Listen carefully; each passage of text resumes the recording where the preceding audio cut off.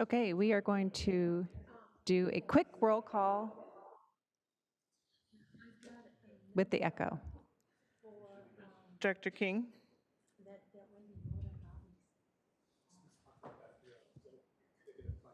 Direc- oh. Director Julian?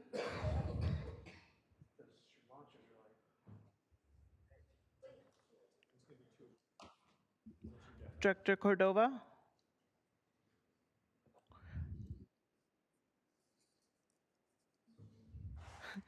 Director Aguilera Hernandez? Director Infante?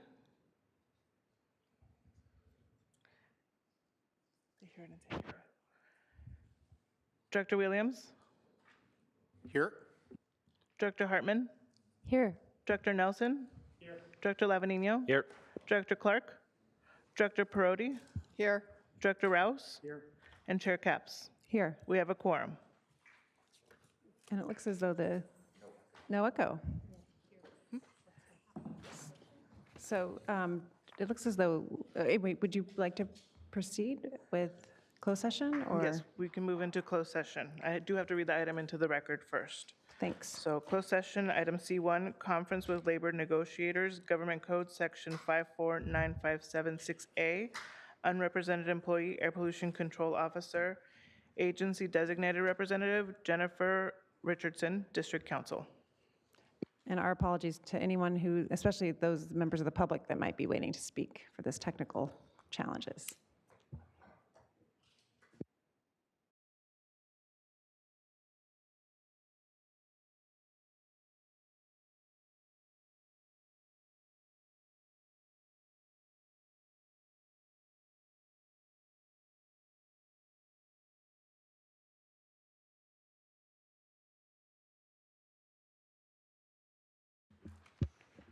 Okay, we are back, and let's go back to the Pledge of Allegiance that we didn't do originally. Yes. I pledge allegiance to the flag of the United States of America and to the republic for which it stands, one nation, under God, indivisible, with liberty and justice for all. Okay, thanks. We're now coming back from closed session. Ms. Richardson, will you please report out from closed session? Okay.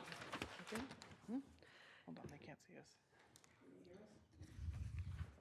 Rachel, can you hear us? Okay. In closed session today, the Board of Directors conducted a conference with labor negotiators under Government Code Section 54957.6A related to the unrepresented employee position of Air Pollution Control Officer. The agency designated representative is myself, District Council Jennifer Richardson. The board took no reportable action. Thank you. The next item of business is approval of minutes of the January 18th meeting. I need any discussion? If not, I need a motion in a second. Move approval? Chair Capps, we do have to open up public comment. for Okay, this open that item. up to public comment first. We did not receive any public comment on the administrative agenda. Okay, we have a motion from Director Hartman. Any second? Second from Director Rouse. It's the minutes? Oh, okay. Yeah, We still didn't receive any public comment on the approval of the minutes. Public comment on the minutes? wow, I'm shocked. Okay. Who was the second? Rouse? Yes. Will the clerk please do a roll call vote? Director King? Aye. Director Julian? Aye. Director Aguilera Hernandez? Aye. Director Infante? Aye. Director Williams? Aye. Director Hartman? Aye. Director Nelson? Aye. Director Lavanino? Aye. Director Perotti? Aye. Director Rouse? Aye. And Chair Capps? Motion passes unanimously. Okay, the next item is approval of the admin items. Does any board member wish to pull any of these items? I'd like to pull E5, please. Okay, E5. Any in Santa Maria? Not hearing Done. anything. Nope. Will item E5 need a separate vote? Yes. Okay. Okay. administrative item E5, salary merit increase for Air Pollution Control Officer Erin Arlen Janae. Approve a 1 to 3% salary merit increase for Air Pollution Control Officer Erin Arlen Janae. And I would like to move that we continue this item to May 16th. Second. Any discussion, or can we have a roll call vote, please? We do have to open up this item for public Okay, comment. public comment, please. We did not receive any public comment on this item. Director King, Aye. Director Julian, Aye. Director Aguilera Hernandez, Aye. Director Infante, Aye. Director Williams, Aye. Director Hartman, Aye. Aye. Director Lavanino, Aye. Director Parodi, Aye. Director Rouse, Aye. and Chair Capps. Motion passes unanimously. Okay, let's do the rest. I need a motion and a second for the rest of the entire administrative agenda. So moved. Second. I believe we already did a public comment on the rest of the administrative agenda. Correct. Okay, good. Then we are ready for a roll call vote. Director King, Aye. Director Julian, Aye. Director Aguilera Hernandez, Aye. Director Infante, Aye. Director Williams, Aye. Director Hartman, Aye. Director Nelson, Aye. Director Lavanino, Aye. Director Parodi, Aye. Director Rouse, Aye. and Chair Capps. Aye. Motion passes unanimously. Okay, let's go to our, I believe it's item F, our director's report. To save time, I'm going to not provide a director's report today. Thank you. Appreciate that. So now it's time for public comment, item G. Is there any public comment on non-agendized items? Chair Capps and members of the board, we do have two public comments. Amanda Clark of Coastal Bloom Nursery. And again, thanks for your patience with our technical difficulties. Nice to have you here. Just make sure you turn on the mic. Okay, there you go. You're good to go. Hello, board. My name is Amanda Clark, and I am a compliance manager for Coastal Blooms Nursery, which operates cultivation, processing, packaging, manufacturing, and retail locations within the district. We appreciate staff's work on Rule 10. However, we respectfully request the board direct staff to reevaluate the cannabis permitting program. Over the past 6 years, we have worked closely with the County of Santa Barbara and our community on odor abatement. As a result, the county requires robust odor abatement plans certified by a professional engineer or industrial hygienist that is approved through the land use permitting process. The OAPs include, but are not limited to, spec sheets, maintenance plans, best management practices, and response protocols. Once operating, we are required to pay for a county contractor to perform quarterly inspections for 5 quarters that confirms our odor control system's continued compliant operation. After the 5 quarters of contractor evaluation are complete, the county planning department inspects operations biannually to verify our odor control systems are effective and in compliance with our approved OAP. The Air District permitting odor control devices undermines the discretion of the Planning and Development Department to evaluate OAPs and its 6 years of work to develop the odor abatement program thus far. The county has defined certain post-harvest cannabis operations, including processing, as an agricultural operation, whereas the district has not.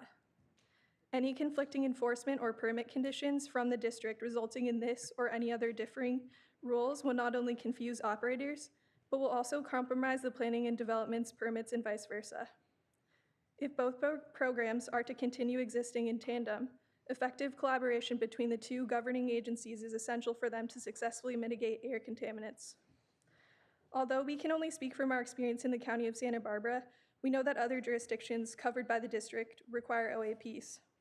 If the district needs to maintain authority over the air quality, they could require operators to submit approved OAPs and use them as an enforceable document instead of a permit, which would prevent duplicate permitting and allow both agencies to enforce on the same already approved OAP. Thank you for your time. Thank you. And Eric Edwards with Headwaters. I just want to caution, we are taking, I know this is technical, but we're taking up the item related to fees at the next item. So if you're speaking to that. Just general oversight. Okay, alrighty. More general We comment. got it, thank you. Thank you, Board. Good afternoon. My name is Eric Edwards. I am Director of Compliance for Headwaters. And I appreciate all the time that the district and the board has spent on this matter. As my other compliance colleague requested or suggested, I would like to request that the APCD permitting for cannabis operations be reevaluated. And I just would like all the regulatory bodies to be mindful of sort of regulatory creep. As was just stated, we've been operating for 6 years.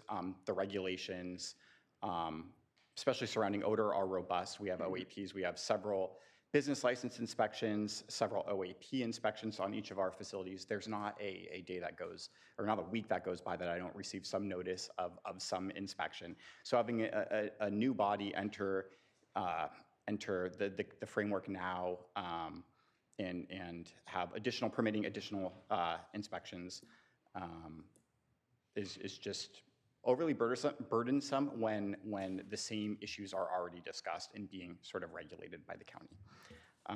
And with that, that is all I have. Thank you. Thank you. Any other public comment? We have no additional public comments. Thank you, then we'll move on to item H.I. for discussion.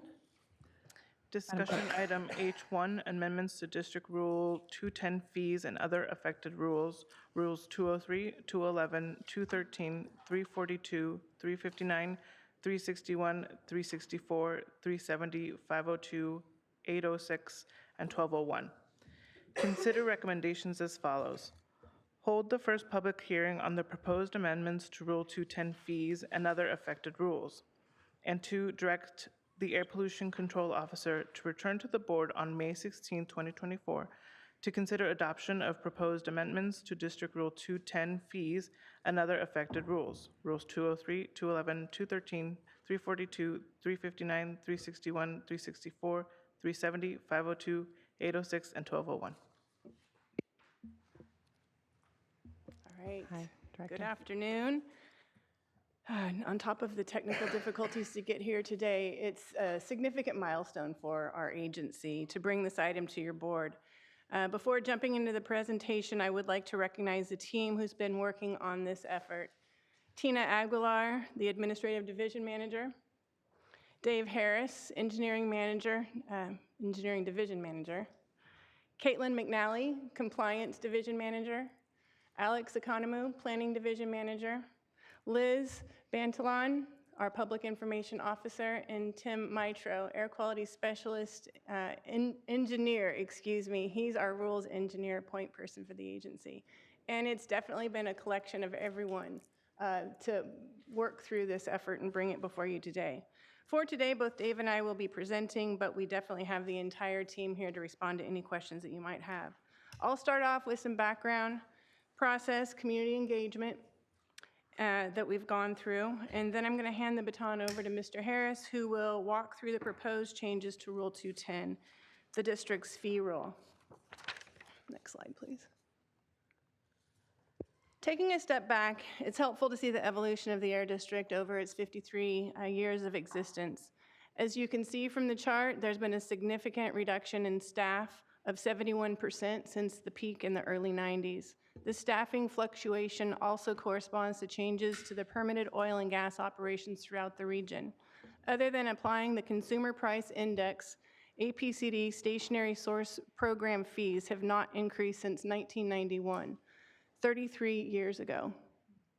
In fiscal year 2018-19, our agency underwent a reorganization effort to ensure fiscal stability during a time when we experienced a reduction in oil and gas activities primarily associated with the Plains All-American Pipeline shutdown. At that time, we saw an increase in expenditures associated with staffing and pension costs. This was our first 5-year long-range fiscal strategy. The reorganization reduced staff from 43 staff members to the current level of 34 full-time equivalent positions. That was a 21% reduction in staff. We were fortunate at that point to be able to do it through natural attrition and not have to let anyone go without filling the positions. The district also implemented streamlining of our management structure, and expanded efficiency measures. And since the reorganization efforts of 2019, the district continues to seek out additional opportunities to cut our operating cost. And that includes a 10% reduction in services and supplies in our current fiscal year to reach a balanced budget. We're also seeking reductions in our office space footprint to reduce rent costs. I highlight this background to demonstrate the critical steps that the Air District has taken over the years to live within our means and maintain a balanced budget. We've done everything possible to contain costs and keep expenditures low. At your October 2023 board meeting, we presented the second long-range fiscal strategies for the next 5 years. Casting the net out, it's clear that the expenditures are outpacing revenue. For this long-range strategy, the district also embarked upon a cost recovery fee study using the resources of Matrix consulting firm. The fee study is based on 3+ years of revenue and expenditures, staff time and materials data to quantify the district's current cost recovery ratio rate to implement our stationary source programs. The results of the analysis shows the district's current cost recovery of 47% is far below targeted levels, and other revenue streams are subsidizing our stationary source program. To maintain fiscal stability for the Air District, key components were presented to your board at the October meeting. During this meeting, we received a lot of feedback and direction from your board, all of which are included in what's being presented today. At your last meeting, the district board adopted our cost recovery policy, a critical driver for the proposed changes of Rule 210 we're presenting on. Changes to our fee rule are essential to continue implementing important functions of our agency. Now moving on into the extensive process our agency has undertaken to modify this rule. Through the introduction of the staff involved in this project, you can see it was a robust team to bring it all together. For the past 1.5 years of research and evaluation, not only collecting data for the Matrix fee study, but also for assessing changes necessary for Rule 210. Our overarching goal for the proposed fee rule changes are twofold. One, to incorporate the cost recovery policy goals, and two, to streamline the structure of the rule to make it user-friendly for our staff and for sources. And of course, with something as significant as a rule change, it involved a comprehensive community engagement strategy with affected stakeholders. On this next slide, it summarizes our efforts for public and stakeholder engagement. Our draft rule and staff report was published in November 20th. It was distributed to over 2,000 stakeholders, which include permit holders, interested parties, and those that also have signed up for public notifications. And it's been predominantly posted on our homepage ever since November 30th. We held a public workshop on December 14th. We had 10 participants during that meeting. And we also provided online scheduling tools for stakeholders that wanted to meet with us one-on-one and go through the proposed changes and how it would impact their facility. Also on the 14th of December, we provided, at the request, we provided a presentation to the Santa Barbara County Agricultural Advisory Committee. And then on the 15th, we distributed another public notification to the same group of stakeholders, and we recapped what the findings of the workshop and the Q&A of the workshop, and we also tried to promote our online office hours further. The next slide focuses on our Community Advisory Council. As you know, the CAC is composed of members appointed by your board and represents diverse perspectives such as industry, environmental organizations, and permitted sources. This venue provides an opportunity for in-depth discussion on proposed rule changes prior to bringing it to your board's attention. CAC meetings are also a public meeting and provide another venue for the public engagement and comment. Rule 210 was agendized in 3 separate CAC meetings, starting at their November meeting with a general overview and the goals and intent to modify the rule. At the January 10th CAC meeting, we provided an in-depth presentation on the proposed changes, and we responded to questions and comments from the Advisory Council. During this meeting, we also received public comment from the cannabis industry. In response to the CAC and the public comments that we received, The district revised Rule 210 and presented these changes at the February 15th CAC meeting. During this meeting, CAC members acknowledged the district's effort to listen to comments received and make changes to address those concerns. At the close of that meeting, the CAC unanimously supported a motion to approve staff recommendations that the Board of Directors adopt the proposed amendments to the District Rule 210 fees. We are now here today to proceed with the first of 2 hearings for your board to consider amendments to Rule 210. I will now hand the baton over to Dave Harris, Engineering Division Manager, to present on the proposed changes. Thank you, Erin. I'm here to provide the details on our proposals for Rule 210 revisions. So the California Health and Safety Code provides the authority for air pollution control districts to establish and modify fees to recover costs for the services they provide. The fees we charge are used to pay for the work we perform, such as issuing permits, inspecting facilities, enforcing federal, state, and local air pollution rules and regulations, conducting air monitoring, as well as covering some of the day-to-day administration costs of the district. The stationary source fees in Rule 210 were originally established in 1972 based on the fee structure of the Los Angeles County APCD. Rule 210 went through several changes in the 1970s and 1980s, with the last major change, as Erin mentioned, occurring in 1991. Today, I'll be stepping through our various proposals for the Rule 210 amendments. These proposals can be broken down into 4 major changes. 1 is revising the rates for the existing fees to achieve 85% cost recovery. 2, adding new fees for specific services and categories of equipment that were not addressed by the 1991 version of the rule. 3, modifying the administrative procedures of the rule. And 4, clarifying, simplifying, and reorganizing the existing rule text. I will now step through each of these proposed revisions in more detail. So the first significant change is to increase existing fees by 12% per year until each fee schedule reaches an 85% cost recovery rate. When we presented our second long-range fiscal strategy to your board in October of last year, we discussed a range of fee increase options to achieve our desired level of cost recovery. Based on board direction from that meeting, we are proposing a 12% annual increase for existing fees. These annual increases will be in addition to the annual Consumer Price Index, or CPI, adjustments, which already occur each year. The California Health and Safety Code limits certain fee increases to no more than 15% per year, and we're proposing to limit the total increases for all fee schedules to 15% per year, including CPI, to keep all schedules consistent and comply with the Health and Safety Code limits. Our proposal is to stop fee increases when a fee schedule reaches our cost recovery goal of 85% or after 10 years, whichever comes first. The table on this slide provides estimates of how many years of increases are needed for each fee schedule to achieve the 85% cost recovery goal. As you can see, one fee schedule needs only 1 year of increases, while other schedules are expected to need between 4 and 8 years of increases to meet our cost recovery goal.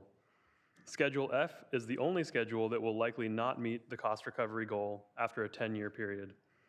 It's important to note that the annual increases are only proposed for the existing fees that were evaluated as part of the matrix fee study. We are not proposing to increase the annual emissions fees in Schedule B or the asbestos fees in Schedule E. The estimated duration of increases presented on this slide are based on the results of the matrix fee study, which is just a snapshot in time based on historical cost of service data. As part of the district's long-range fiscal strategy, we will be developing and implementing a cost recovery model to regularly evaluate the cost recovery of all of our fees and programs. With the new model, the district will regularly evaluate our progress in reaching the 85% cost recovery goal and will stop annual increases for a given fee schedule once the 85% goal has been met. The second significant proposed change is the introduction of new fees and the modification of existing fees. The matrix fee study helped identify services and activities that the district performs but is currently assessing minimal or no fees for.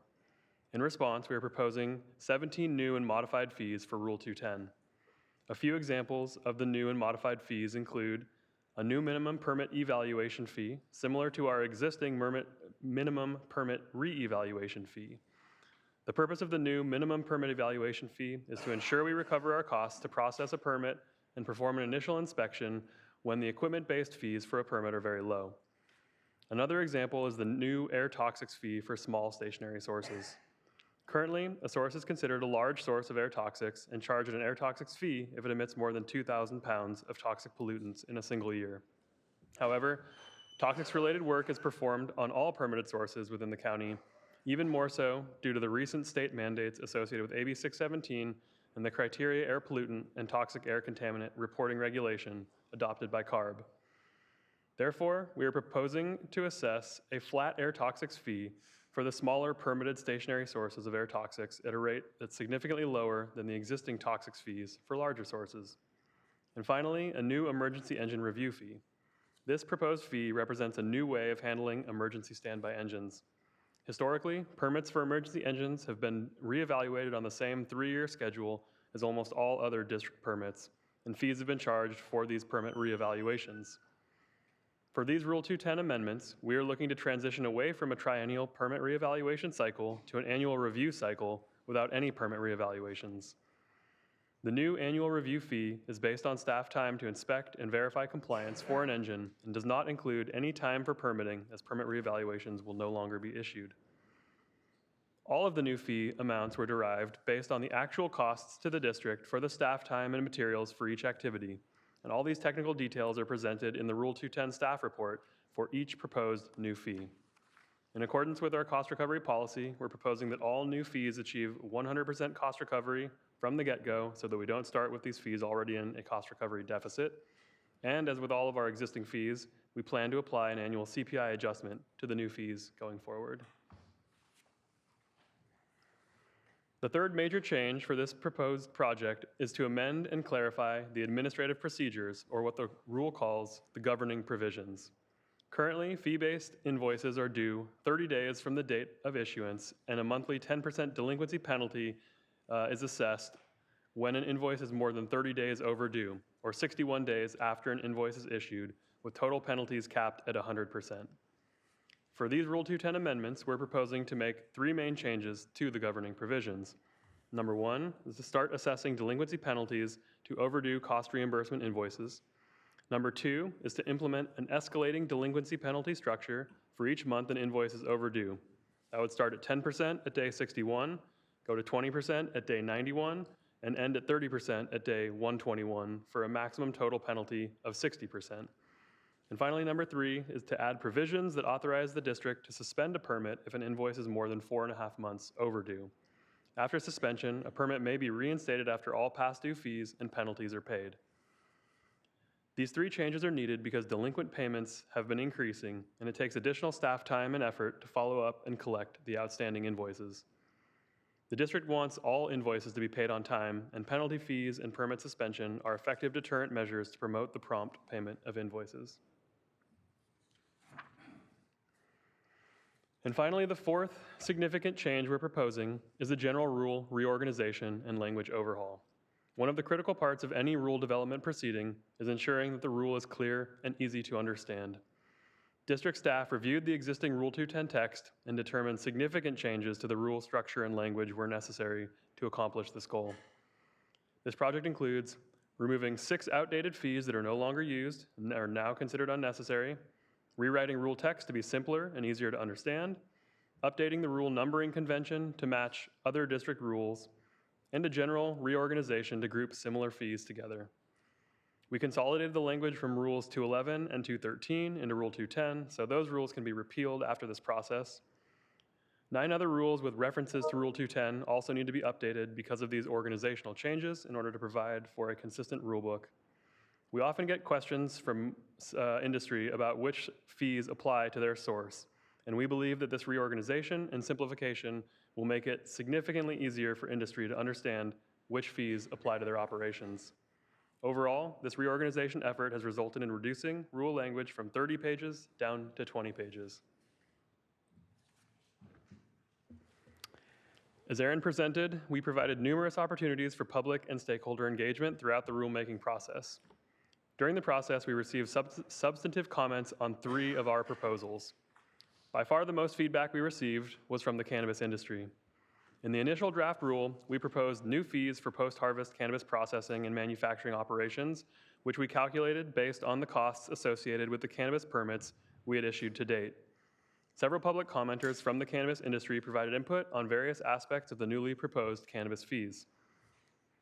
After considering all the comments we received and reviewing the limited cannabis permitting data that we had available, we revised our proposal by removing all new cannabis-specific fees from Rule 210 and instead are planning to move to assess all fees for cannabis activities using our existing cost reimbursement provisions.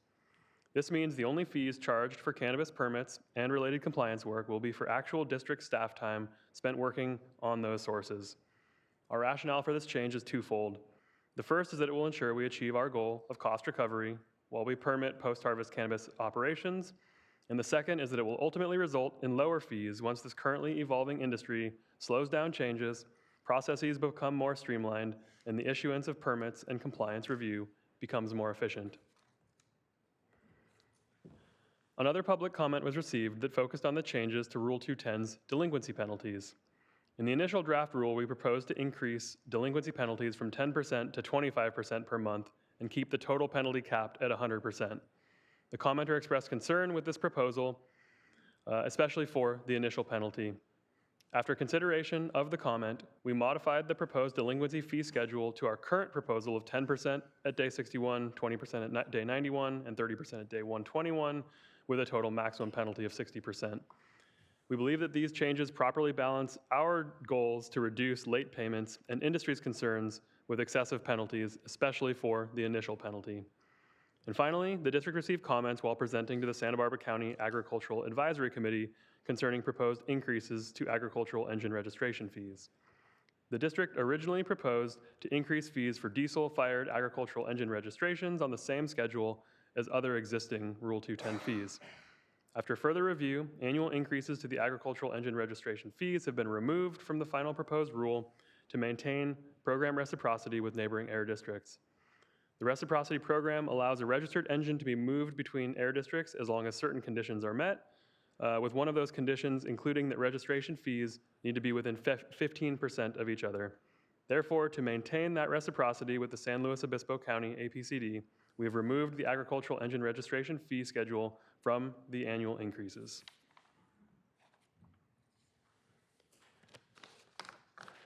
Now on to the fiscal impacts of this rule.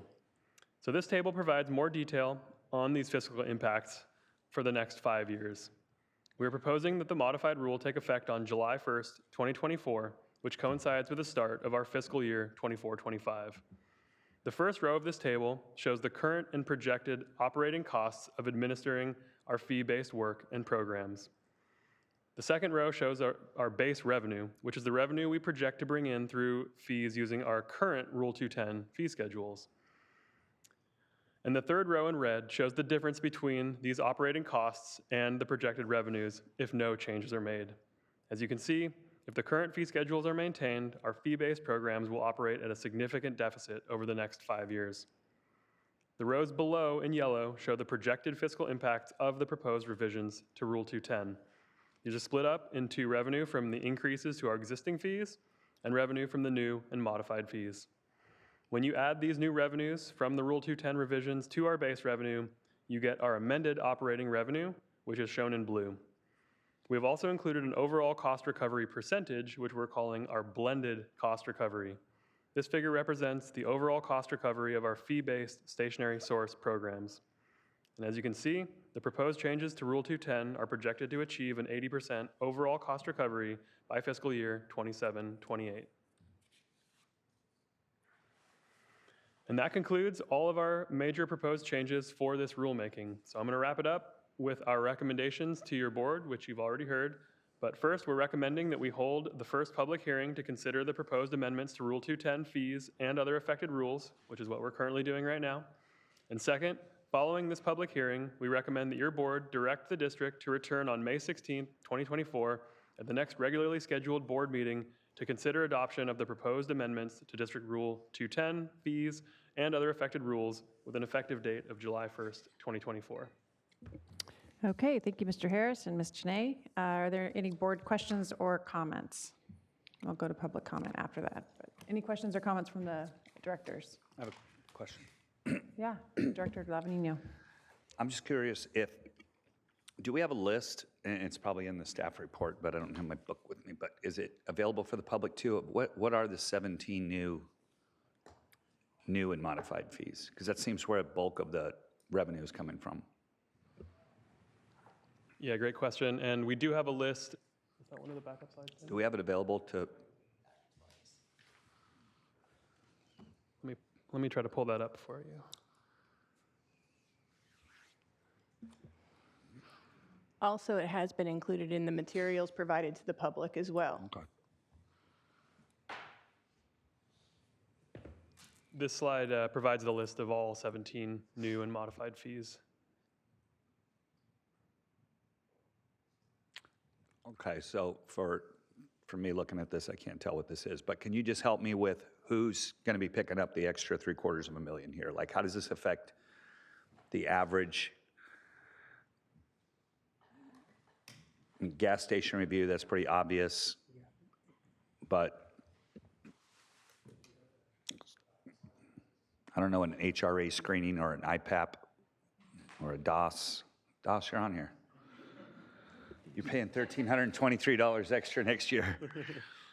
I was trying to see if we had a slide that had the breakdown of the overall increases from each of these. Unfortunately, we don't have it in a slide, Right. but we do have it in the staff report, and Okay. I'm happy to I've step got through that it. in the phone. I'll find it.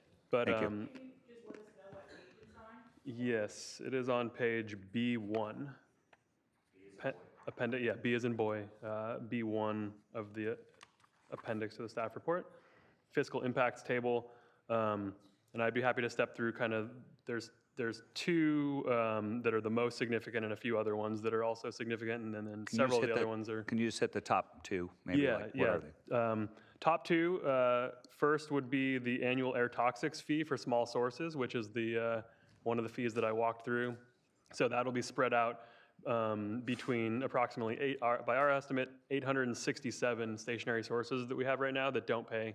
So dry currently cleaners, that kind of smaller business? Smaller, yeah, smaller sources that have lower emissions, but are currently not paying anything for the toxic it. emissions that we want to collect something from. And then number two is the emergency engine annual review fee, which I also kind of described in a little bit more detail. Okay. Of Thanks. course. I'll find the rest of it. Other questions or discussion? Yeah, Director Nelson, or Director Rouse? Yeah, Rouse first. Rouse Oh, first. real quickly. The operating costs versus the base revenues and the fee schedule deficits. So when you're running a constant deficit like that, who subsidizes the balance? Where does that come from? Currently, we're utilizing other funding sources such as our DMV registration fees, AB 2766, that allows the district to gather $4 for every vehicle that's registered within Santa Barbara County. That's not the intent of that piece of legislation, and we're trying to redistribute those funds back into the community for other programs that are being conducted elsewhere in the state. I just know that when we do, for example, water rates and whatnot, we're not allowed to subsidize one category with another. Right. So I was kind Yeah. of curious how this happened from, I don't know if this is a 218 situation or not, probably not, but It's not a 218 situation. It was during an audit of San Diego APCD. It was a focus of the California auditors and indicated that it wasn't the intent of legislation for this funding source to be used to subsidize the stationary source permit program. And when we saw that, that was one of the justifications where we really thought, wait, we got to take a look at how we're doing on the cost recovery front and what we're using to subsidize those costs. thank you. Director Nelson. Yes, thank you, Chair Capps. Can we go back to that slide that had the different fees on it? You were just on it a second ago.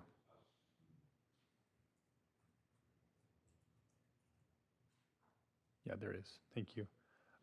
Miscellaneous fees, the CEQA findings fees. Can you give me some examples of when that fee is going to apply?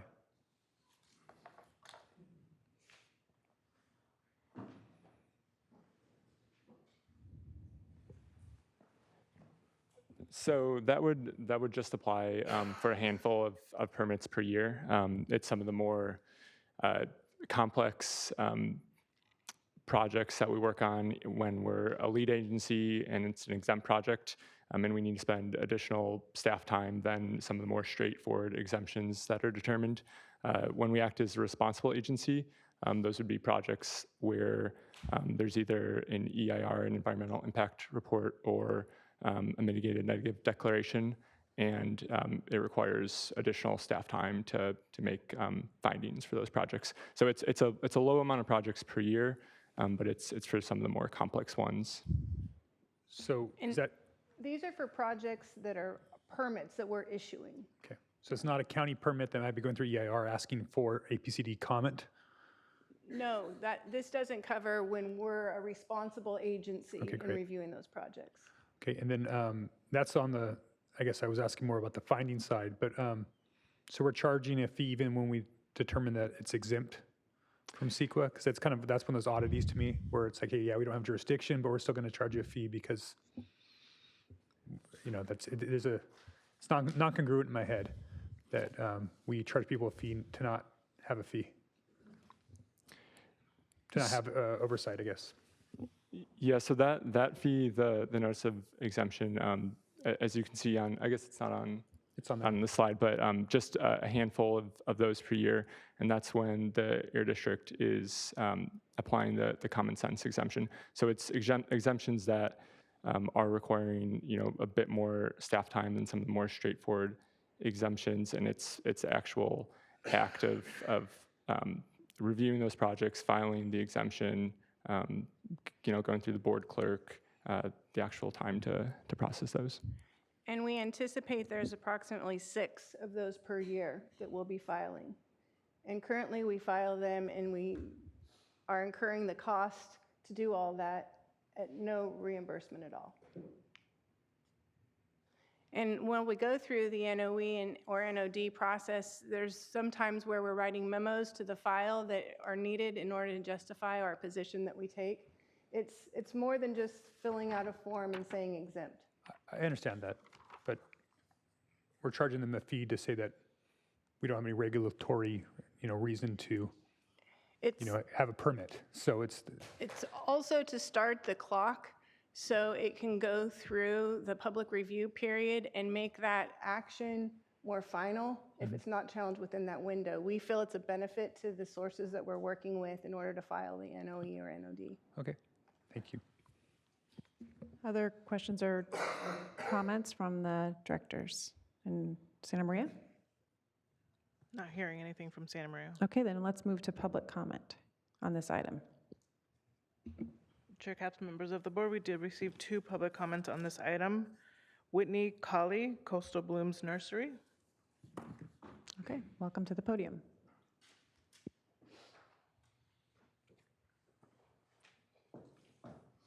Hi, good afternoon. My name is Whitney Colley. I'm the Vice President of Compliance at Coastal Blooms Nursery. We want to thank staff for working with us, listening to feedback, and making the changes to the original Rule 210 revisions for cannabis. We support the fee changes as presented today. Thank you. Thank you. Next public comment, Eric Edwards with Headwaters.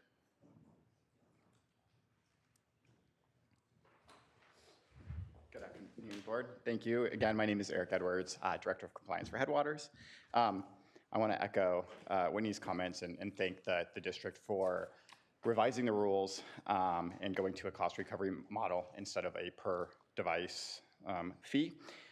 Just want to highlight that cost recovery model is still poses some unique challenges for us in that we often don't know when inspections will take place, how often they will occur, how many inspectors will be out at each visit. And again, as I mentioned previously, just want to be mindful of regulatory creep, especially regulatory costs and fees increasing over time, especially because this is going to be a new program. I'm sure that the costs will be higher than what they anticipate them moving forward, but that's very difficult for us to manage and budget and plan for when we just don't know. We have no idea what the cost will look like. That's all I have. Thank you. Thank you. Chair Capps, we have no additional public comments on this item. Thank you. Any deliberations, questions, comments that the directors want to make before, or do we need a motion?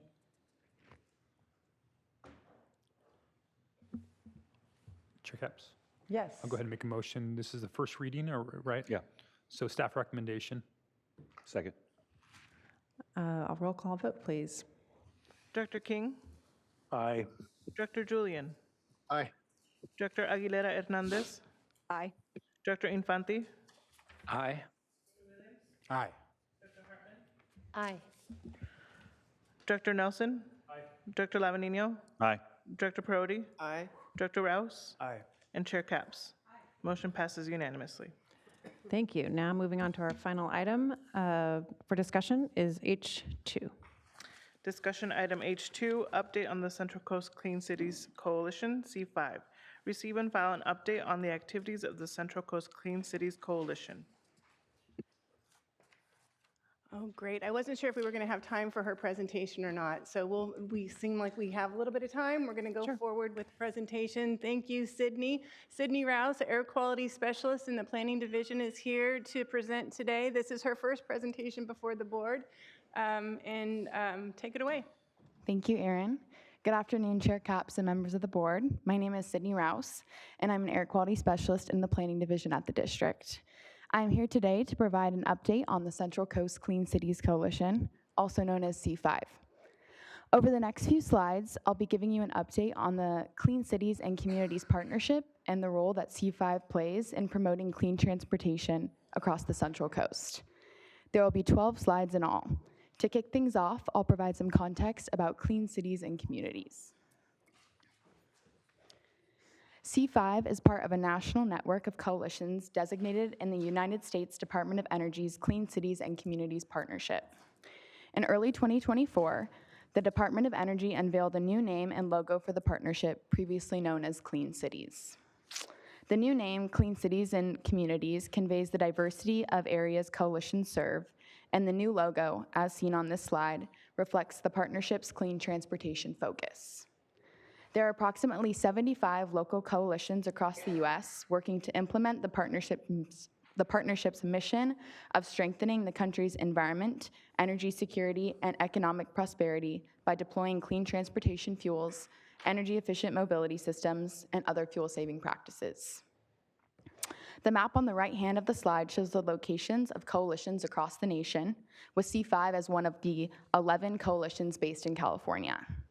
The fuel nozzles on the bottom of the slide help to illustrate the variety of fuels that make up the Clean Cities and Communities portfolio and emphasize its fuel-inclusive mission. Now that I've given you a brief overview of Clean Cities and Communities, I'll provide some more context about the locally based coalition. C5 is a group of local stakeholders whose mission is to accelerate the transition to alternative fuels to improve air quality, reduce greenhouse gas emissions, displace petroleum, and develop a clean fuels corridor connecting the Central Coast with Los Angeles, the Bay Area, and the San Joaquin Valley. The coalition is made up of diverse stakeholders across San Luis Obispo and Santa Barbara counties, including businesses, fuel providers, vehicle fleets, local government agencies, and community organizations. C5's goals include informational and educational outreach about alternative fuels, organizing events, hosting trainings, and engaging with consumers and other stakeholders about incentives and the deployment of alternative fuel vehicles and fueling infrastructure. More information on the coalition can be found on its website at c-5.org. Due to the unique relationship between C5 and the district, I'll touch on the key groups and individuals that support the coalition. C5 is a 501c3 nonprofit organization hosted by the district and governed by a 6-member board that meets on a bi-monthly basis. The photo on the bottom right of the slide was taken at one of the 2 annual in-person board meetings held in 2023. And if you look closely, you'll find the district's air pollution control officer, Erin Arlen-Janae, one of C5's founders and long-term board members.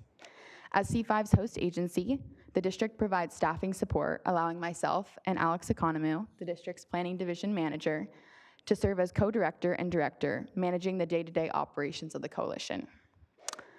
With the support from the Department of Energy's Clean Cities University Workforce Development Program, C5 has managed several student interns over the past few years that have been integral to boosting the coalition's outreach and engagement efforts. Stacy Kawabata, who is here today, is a 4th-year UCSB student who has served as C5's intern since summer of 2023. As I mentioned in the last slide, local stakeholders are the backbone of the coalition as their collective efforts support the transformation of local and regional transportation markets. The photo on the top right of this slide was taken at a coalition stakeholder meeting in San Luis Obispo last month, which was attended by representatives of local municipalities, nonprofit organizations, and private businesses, as well as infrastructure providers. Next, I'll be giving a brief overview of the coalition's background. C5 began meeting regularly 22 years ago and built a group of local stakeholders to promote alternative fuel vehicles and infrastructure. In 2006, C5 was officially recognized as a U.S. Department of Energy designated coalition in the Clean Cities and Communities Partnership. When C5 was initially designated, the coalition's boundaries only included San Luis Obispo County. And in early 2020, the district was requested by the C5 board to provide oversight of the coalition due to the strong stakeholder base in Santa Barbara County. In May 2020, your board signed an initial memorandum of agreement with C5 for the district to take on the lead role of providing project oversight, leading the coalition to receive approval from the Department of Energy to officially expand its territory to include Santa Barbara County. In 2022, C5 was successfully redesignated by the Department of Energy, and in 2024, C5's board adopted a 4-year strategic plan, which I will discuss later in my presentation. Every year, C5 compiles an inventory of alternative fuel vehicles, fueling infrastructure, and other fuel-saving strategies deployed across the coalition's territory, and submits an annual report to the Department of Energy. The graph on the right depicts the amount of petroleum and gallons of gasoline equivalent that C5 and its stakeholders have been able to reduce from the deployment of alternative fuel vehicles and efforts to reduce vehicle miles traveled over the last 13 years. As you can see, there has been a huge increase in alternative fuel usage by C5 stakeholders over the last several years, highlighted by the coalition's expansion into Santa Barbara County and several fleets transitioning to renewable diesel. We expect this trend to continue as more fleets convert to alternative fuels and begin to electrify. C5 is also involved in a variety of other projects, such as conducting outreach and organizing various events, trainings, and listening sessions. C5 participates in alternative fuel corridor planning and promoting the expansion of fueling infrastructure in the region, such as by participating on the advisory committee for the recently adopted Central Coast Zero Emission Vehicle Strategy and the steering committee of the Electric Drive 805 Coalition. Additionally, C5 conducts outreach to its stakeholders and the public about various grant and incentive opportunities in the region. In the next 2 slides, I'll highlight a few outreach events, listening sessions, and trainings that the coalition has supported over the last 2 years. C5 participated in Santa Barbara and San Luis Obispo Earth Day events, which included alternative fuel vehicle showcases and ride and drive opportunities. The right middle photo is from a National Drive Electric Week event hosted at the Santa Maria Downtown Fridays community event. C5 collaborated with the district and a few other regional partners to host the electric vehicle showcase and share information about alternative fuel vehicles, grants and incentives, and purchase guidance programs in both English and Spanish with attendees. The Plug in America electric vehicle guide that each board member received a copy of is an example of the type of resource that C5 offers at outreach events. The bottom right photo was taken at the first ever Green Car Show event at UCSB's 2023 Central Coast Sustainability Summit, which was spearheaded by the coalition and featured a variety of local municipalities' alternative fuel fleet vehicles. In 2023, C5 attended 2 ribbon-cutting events to celebrate the installation of the first DC fast charger in Carpinteria and the delivery and installation of Santa Barbara Metropolitan Transit District's 40-foot all-electric buses and DC fast chargers, all which received funding from the district's Clean Air Grants program. C5 conducted multiple listening sessions with stakeholders including Gold Coast Transit District, the County of Santa Barbara, the City of Santa Barbara and Santa Barbara B-Cycle, and the City of San Luis Obispo to learn more about their experience transitioning to alternative fuels and deploying emerging transportation technologies. For training opportunities, the coalition partnered with the Ventura County Regional Energy Alliance to host a webinar on the Electric Vehicle Training Program, EVITP, and to launch a scholarship for local electricians to become EVITP certified at no cost. C5 also partnered with the district to support 2 electric landscape equipment demo events in Santa Barbara and Santa Maria, as the Clean Cities and Communities' vast portfolio includes small off-road engines such as landscaping equipment. 2023 marked the 30th anniversary of the Clean Cities and Communities Partnership. Every year, the Department of Energy hosts a national workshop to provide training for coalition directors. To celebrate 30 years of Clean Cities and Communities, the annual national workshop featured the first ever stakeholder summit, which provided coalition stakeholders with opportunities to receive national recognition for local efforts to advance clean transportation. At the Stakeholder Summit, the County of Santa Barbara and the Santa Barbara Metropolitan Transit District received Alternative Fuel Leadership Awards for their commitments to reduce petroleum consumption across C5's territory. Representatives from both the county and the Santa Barbara Metropolitan Transit District were able to travel to Virginia to attend the summit and accept the awards in person on behalf of their respective organizations, as seen on the bottom left of this slide. Days later, at the national workshop, C5 Director Alex Economou and I accepted an Innovative Project Award on behalf of the coalition for supporting the Protecting Blue Whales and Blue Skies program, a voluntary vessel speed reduction program along the California coast, which incentivizes shipping companies to slow down to reduce fatal ship strikes on whales and reduce air pollution, fuel usage, and regional greenhouse gas emissions. Also in 2023, the Department of Energy tasked each coalition to develop a multi-year strategic plan specifying activities to be undertaken to achieve yearly increases in petroleum displacement by 16% and greenhouse gas emission reduction by 20% across the coalition's territory, as tracked in C5's annual report. To help guide the development of the coalition's strategic plan, C5 formed a working group composed of 3 board members and 7 local stakeholders. A series of working group meetings were held from July 2023 to January 2024 to gather feedback from working group members, which was used to revise the coalition's mission and vision statements, core values, and strategic goals. With their help, we were able to prioritize 5 strategic goals for 2024 to 2027, including to achieve financial sustainability, strengthen coalition governance, increase coalition awareness, strengthen stakeholder engagement, and expand the regional network of zero-emission vehicle infrastructure. Specific strategies, actions, and performance measures were outlined for each goal to provide a roadmap for the 4-year period. After finalizing the strategic plan, C5 received positive feedback from the Department of Energy staff regarding the decision to engage coalition board members and stakeholders in the strategic planning process, and we plan to continue engagement efforts by developing a steering committee that will provide feedback on the strategic goals and coalition activities. And the last update I wanted to give was just on a key action that we outlined in our strategic plan, was updating our website to increase coalition awareness and stakeholder engagement.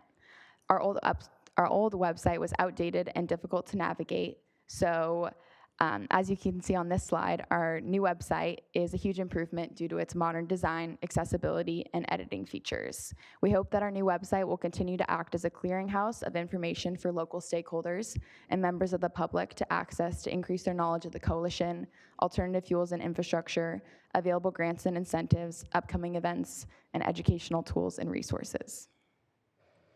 And with that marks the end of my presentation. Here's my contact information, and I'd be happy to answer any questions that you may have. Thank you for your time.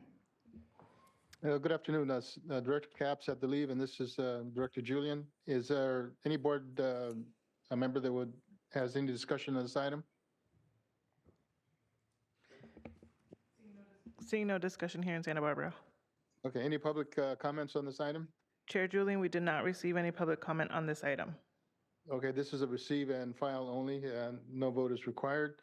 Next item is item I, announcements. This meeting will be rebroadcasted on Sunday, March 24th, 2024, 5 p.m. County of Santa Barbara TV channel 20. Next item J is to adjourn. This APC meeting will be adjourned to 1 p.m. May 16th, 2024.